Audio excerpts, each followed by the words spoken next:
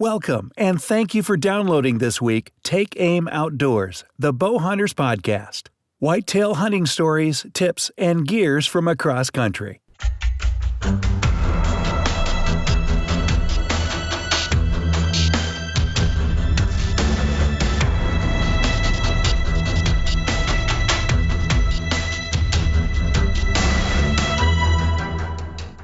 All right, guys, we are live. Brand new Take Aim podcast, top 10% Facebook Live Q&A today. So I'm here with Scott Hunter.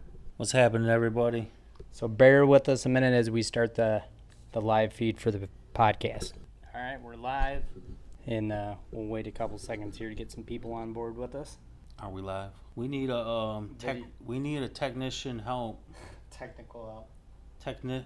Technical technician. All right, we got somebody with us. I can't see the live feed from my phone. What's up, everybody? We're trying to get this going. There we go. But it works on his stuff, not my stuff. What's happening, Jordan? What's up, Jay? Hey, Terry. Alabama time. So we got so many devices going here, so...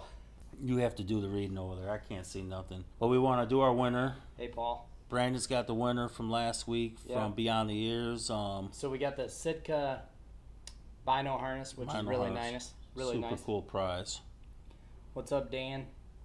I'll let Scott hold this. And Dan, this question's for you. I can't get the live feed on my phone. Last live feed I couldn't see, and this live feed. We bought some new equipment. I don't know if it's got anything to do with it, but it has nothing. Anyways, but Dan, you're the technical guy. Somehow or another, I got myself blocked from live feed.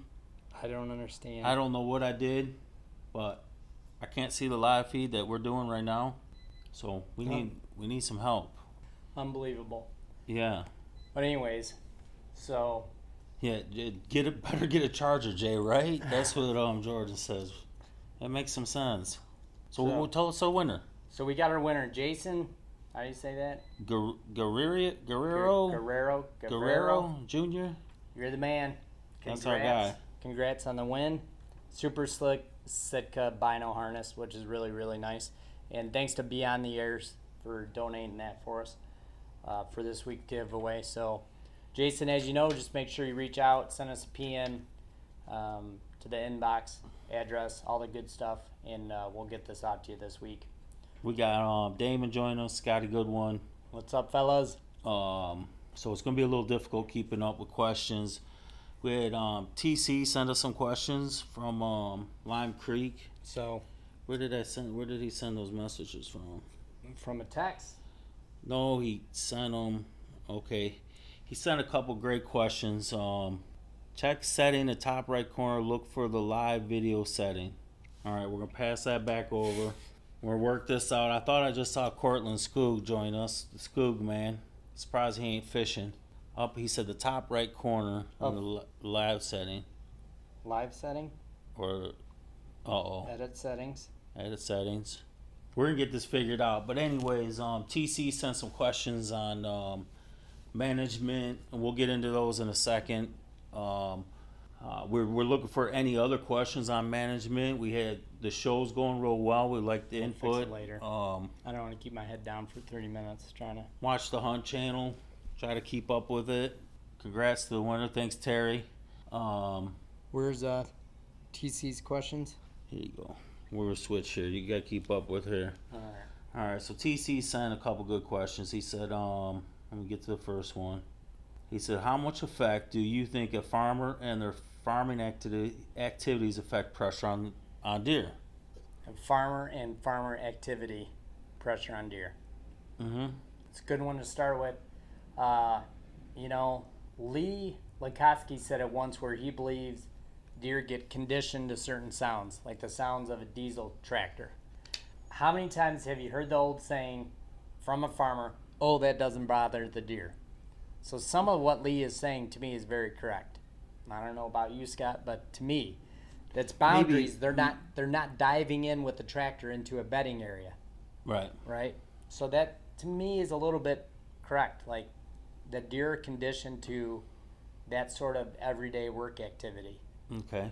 I watched, what show was I watching? It was the I don't know, one of these shows I was watching, the guy was hunting. Combine went by, and they were hunting in Illinois, Pike County. It was Stan Potts' son. Combine went by, big buck coming by, checking the field because does were coming out as the combine was going by. Our state, combine's going by firsthand. If you got 30 acres and the combine's going by and he is out there between November or October 29th or November 7th, man, you rip that farmer a new butt and get him the hell out of it, especially if it's your land he's combining. Yeah. Because that pressure right there will mess up your hunt. Yeah. Now, there's certain things that farmers do, like the fertilizer farmers that up and down the road all the time. I went to a farm over in Hillsdale. You got some entertainment walking by, singing, rapping, doing all kinds of stuff. When I say that, what I mean is if a deer is bedded and a tractor comes by, I don't expect deer to get up and jump out of their beds.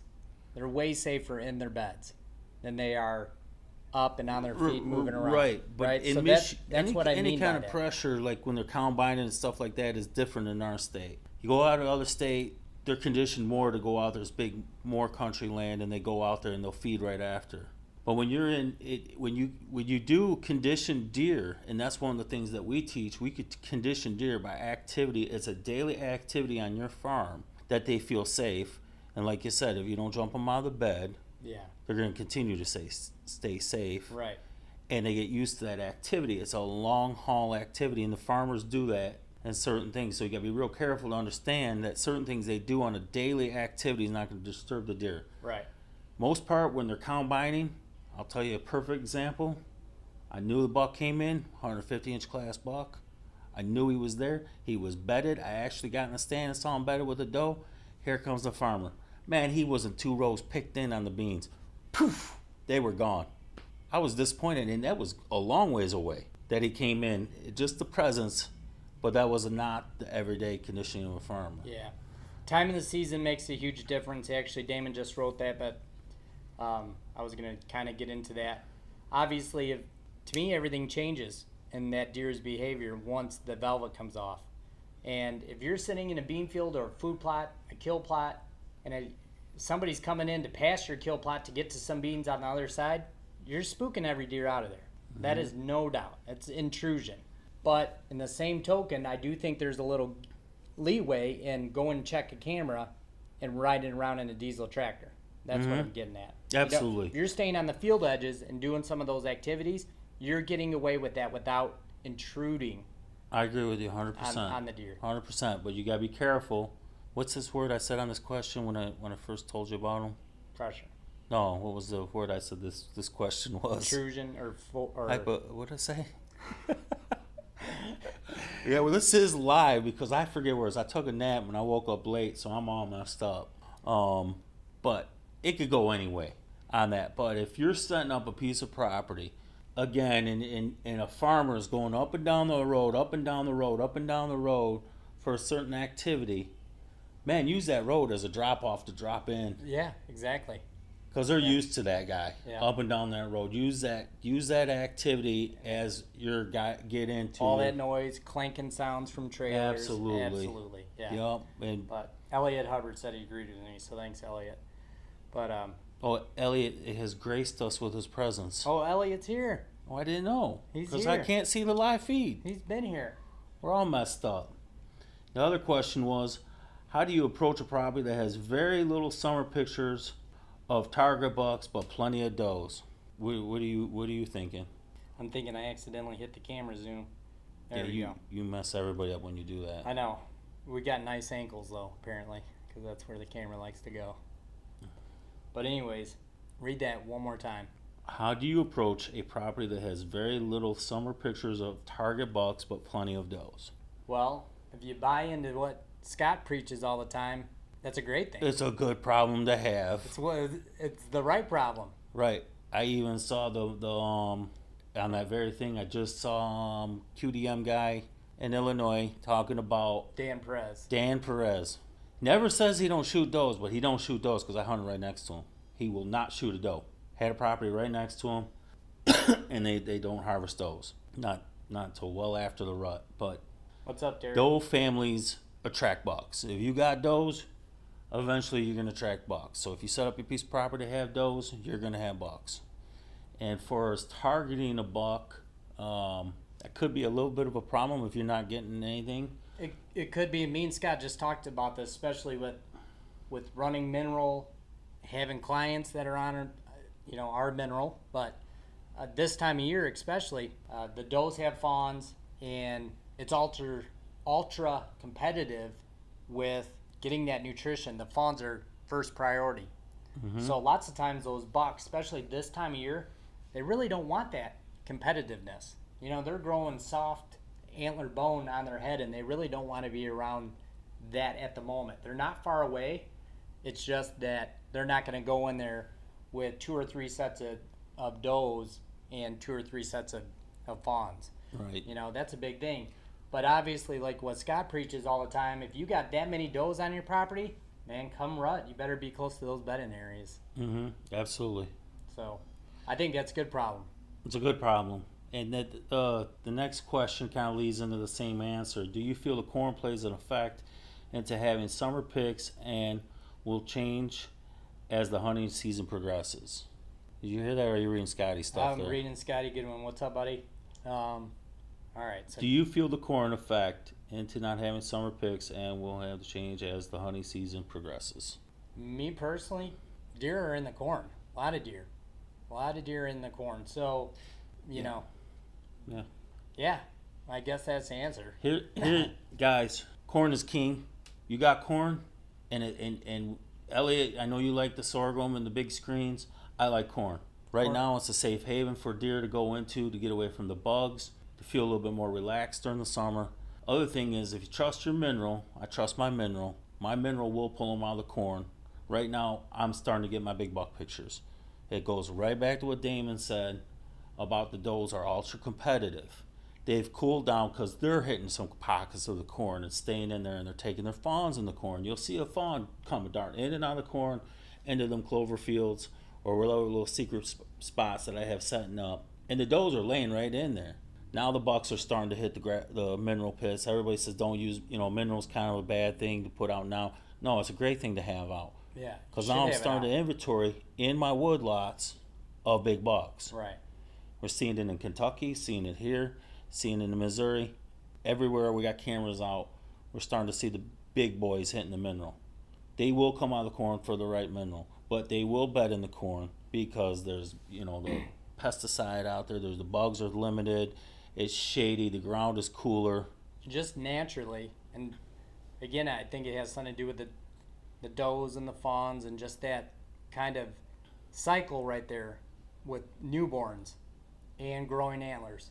But have you guys ever noticed that you get majority of your, big buck sightings, either with glass, with the binos, or on your trail cameras? It's a little later in the year. It's always, to me, late July and through August. You seldom drive around in June and look for bucks in bean fields. When do you see them? Right now. Getting close to August. Yep. And throughout Some August. properties have the opposite problem. They harbor bucks, and they'll get all kinds of big buck pictures. And then all of a sudden, they don't have nothing. I know 2 personal farms very well. It's ghost town. You're not shooting a big buck there. They're leaving because they're heading to my farm. They or Brandon's farm or any other top 10% farm or people that practice good management and hold their does. They're going to leave. Right. They're going to start practicing the activities of the does. Jason just asked if you're going to try the new G5 dead meat, or are you shooting a Havoc? I'm going to shoot the Havoc and the, what was the other ones we got? The Dead Ringer. Dead Ringer Super Freaks. Super Freaks. Yep. I'll be shooting the Super Freaks. I'm proud, pro staff member of Dead Ringer, so I'll definitely be shooting Super Freaks. So will Scotty Goodwin. Scott's going to try them, so good broadhead, but that new dead meat from G5 looks really good too. I just haven't seen it. Haven't had none sent to me, so yeah. as they of want to now, send no. them, that'd be great, but As of now, yeah, we're not. I'd like to see them. We're set up on a bunch of other ones. Yeah. And then the last question from Mr. TC: how do you hunt a buck that is in the area but gives very little sign or pics to put a pattern together? So how do you hunt a buck that little sign and very little pictures? Man, that's so hypothetical, if you ask me, you know. That was the word I was looking for. Well, yeah, all of his questions are that, hypothetical. But they're great questions, TC. Yeah, they're awesome Great questions. I say it's hypothetical just because, I mean, do you have a history with this buck? You know, have you seen this buck before? Has a neighbor seen it? Do you have any information on it? So that's the kind of things that, to me, make it hypothetical, and you know, that gives you a starting point. I have a deer that, you know, Scott knows about, Scotty Goodwin knows about, Damon knows about. I don't get pictures of them until August, and historically over 4 years, I've gotten just a few pictures of him on my mineral in August, and then he's a ghost. In 4 years, I got 2 pictures of him. 4 years we're talking, and I run cameras almost all year. I've gotten 2 other photos of this deer. So, and I know right where he's living. So figure it out.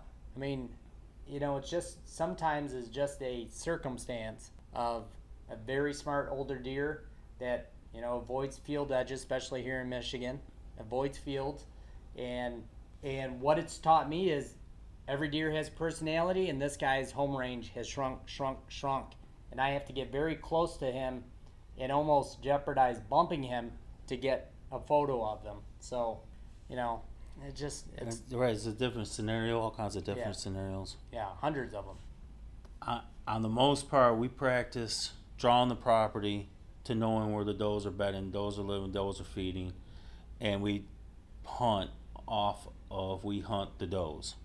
We don't kill the does, but we hunt where the does are going, and we try to cut them off, and we pattern the property to cut them off and get to where we can shoot the buck that comes in late October, because now he's traveling with the does, he's following the does, he's with the does.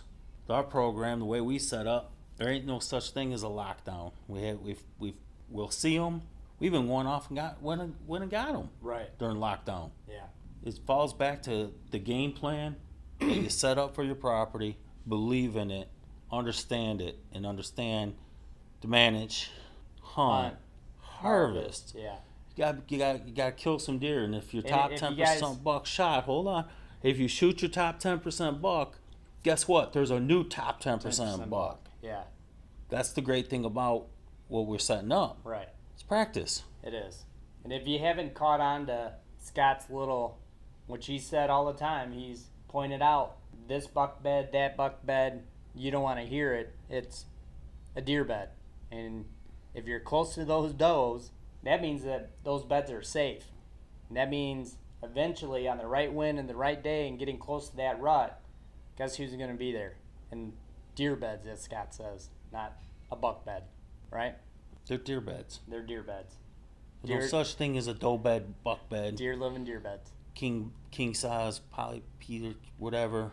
I even seen something where a guy was putting some stuff underneath, like to make it soft. Ridiculous, wasting your time. Damon does that stuff. Elliot sent me a message. It says you have a 4-acre valley with 2 flat ridges on both sides. If you wanted to plant cover, would you create bedding and cover in the valley and food on the ridge tops, or food in the valley and cover on the ridge tops? They're going to go to the ridge tops of the always. bed. So regardless, cover goes there. Food goes in the valley. Well, it all depends on the property. But deer are going to gravitate to a ridge top always for that site to go in, and they like to get down in the valleys when they feel pressure and to booger out to the other valley.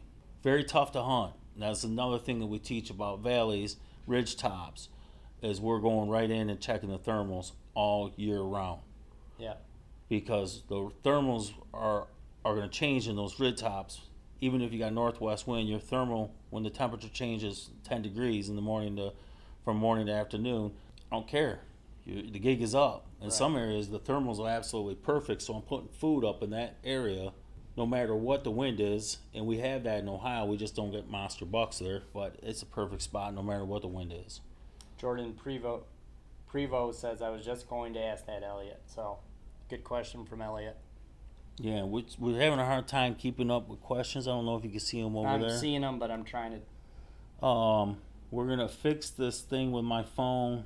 Hopefully today, and figure out why I can't keep up. I'm going to try to figure out what button Scott hit. It is not a button. You did something with that camera that we bought. I didn't. For this stuff, and it's got Why me would blocked. it make it harder on myself?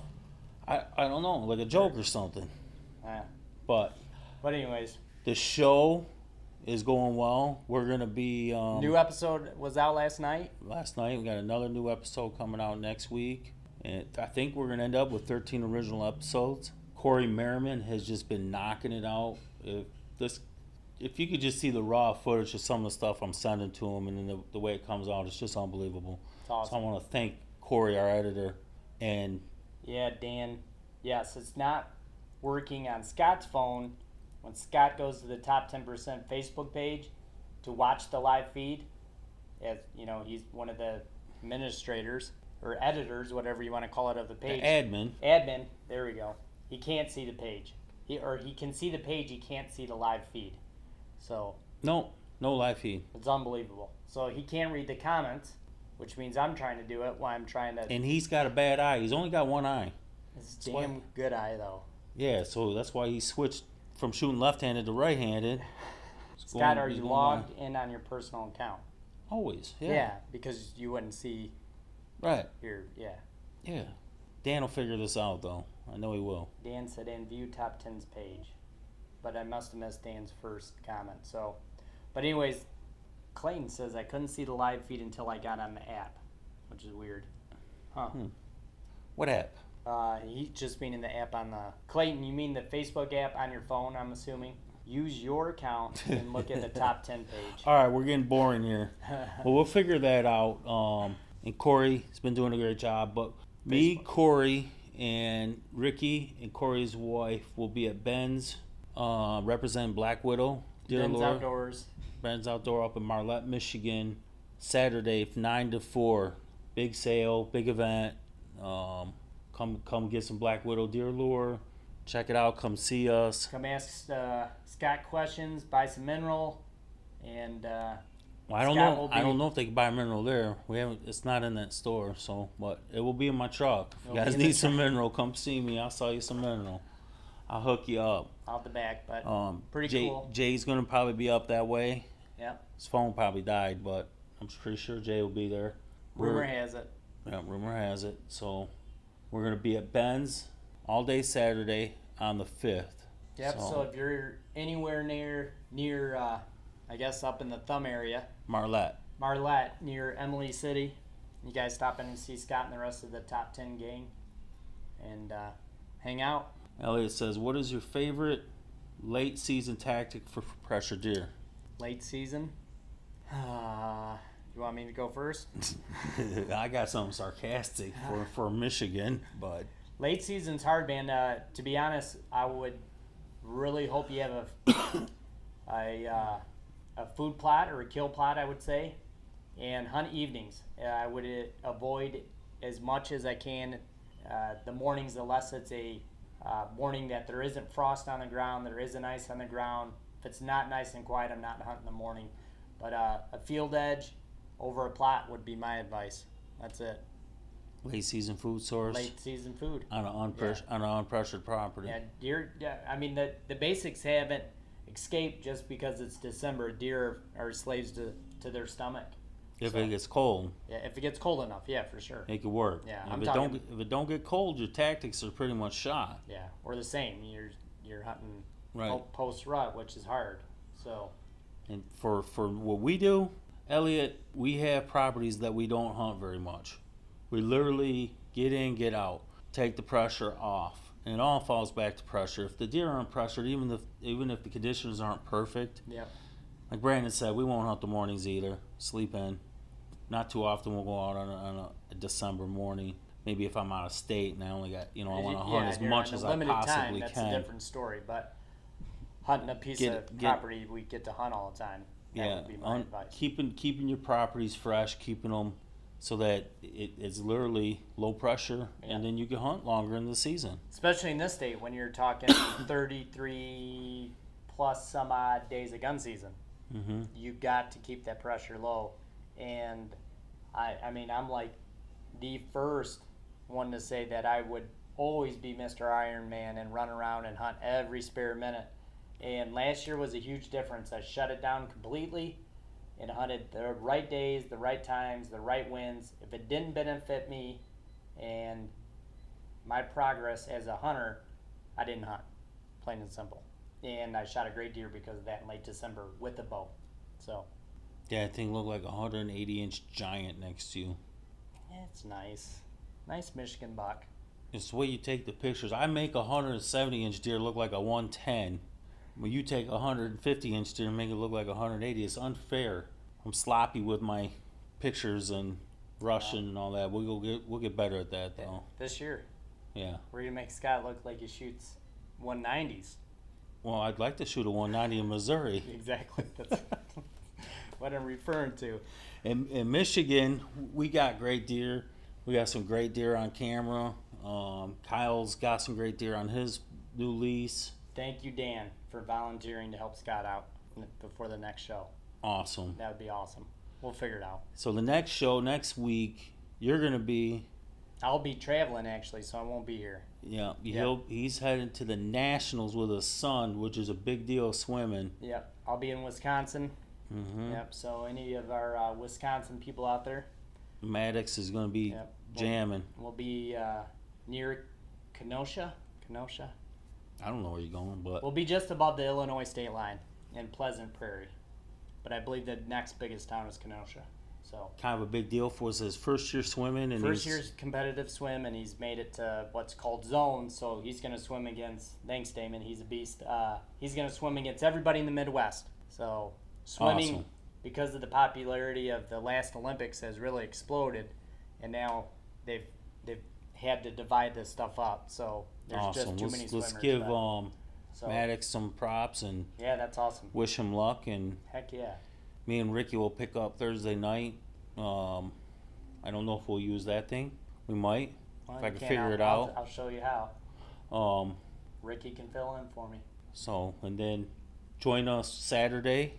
Scott At will probably Ben's. be doing maybe a live feed for a minute. Oh yeah, we'll be doing live. And Corey's going to be there. So we want the genius behind making this schlep rock look good. Say It's hi going to to be Corey. Corey That's Merriman right. is going to be there. He's going to be running camera. It'll be a great opportunity to. Yeah. This guy knows fishing. He's from the UP. Knows bear hunting. A lot of bear hunters.